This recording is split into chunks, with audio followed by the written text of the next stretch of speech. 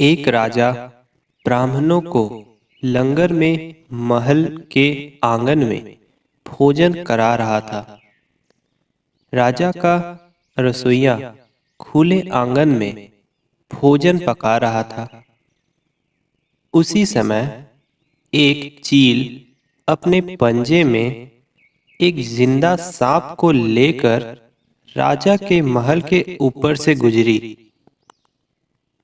तब पंजों में दबे सांप ने अपनी आत्मरक्षा में चील से बचने के लिए अपने फन से जहर निकाला। तब रसोइया जो लंगर ब्राह्मणों के लिए पका रहा था, उस लंगर में सांप के मुख से निकली जहर की कुछ बूंदें खाने में गिर गई। किसी को कुछ पता नहीं चला। फलस्वरूप वह ब्राह्मण जो भोजन करने आए थे, उन सब की जहरीला खाना खाते ही मौत हो गई।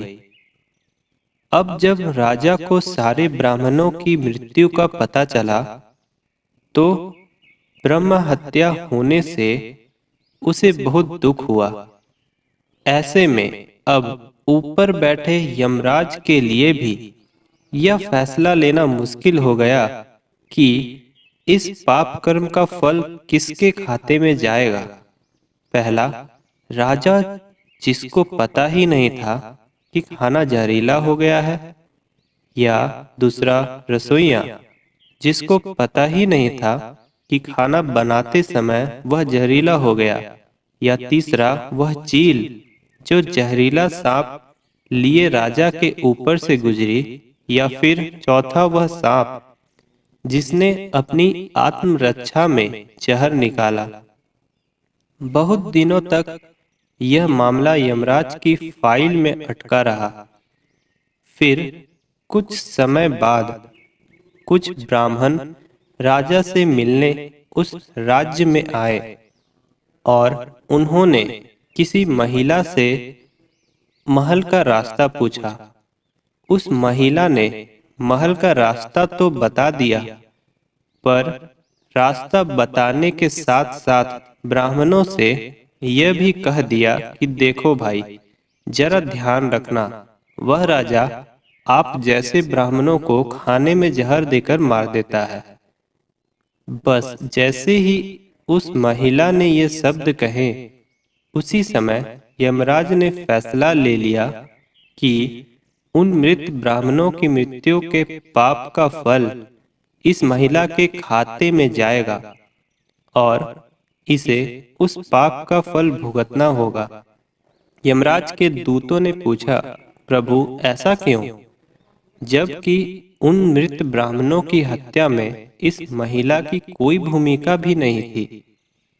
तब यमराज ने कहा कि भाई देखो, जब कोई व्यक्ति पाप करता है तब उसे बड़ा आनंद मिलता है, पर उन मृत ब्राह्मणों की हत्या से ना तो राजा को आनंद मिला, न ही उस रसोइया को आनंद मिला, न ही उस सांप को आनंद मिला, और न ही उस चील को आनंद मिला। पर उस पाप कर्म की घटना का बुराई करने के भाव से बखान कर उस महिला को जरूर आनंद मिला। इसलिए राजा के उस अनजाने पाप कर्म का फल अब इस महिला के खाते में जाएगा।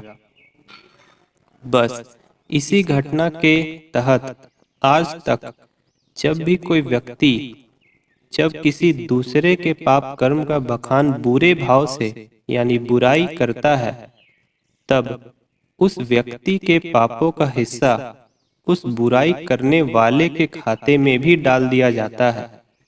अक्सर हम जीवन में सोचते हैं कि हमने जीवन में ऐसा कोई पाप नहीं किया, फिर भी हमारे जीवन में इतना कष्ट क्यों आया।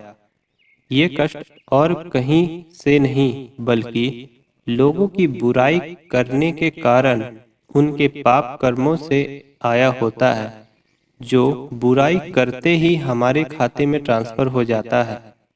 इसलिए आज से ही संकल्प कर ले कि किसी के भी और किसी भी पाप कर्म का बखान बुरे भाव से कभी नहीं करना, यानी किसी की भी बुराई या चुगली कभी नहीं करनी है। लेकिन यदि फिर भी हम ऐसा करते हैं तो हमें ही इसका फल आज नहीं तो कल जरूर भुगतना ही पड़ेगा। दोस्तों, अगर आपको ये कहानी पसंद आई, ऐसे ही और कहानी सुनने के लिए हमारे चैनल को सब्सक्राइब करें, इस वीडियो को लाइक और शेयर जरूर करें। मिलते हैं ऐसे ही अगले वीडियो में।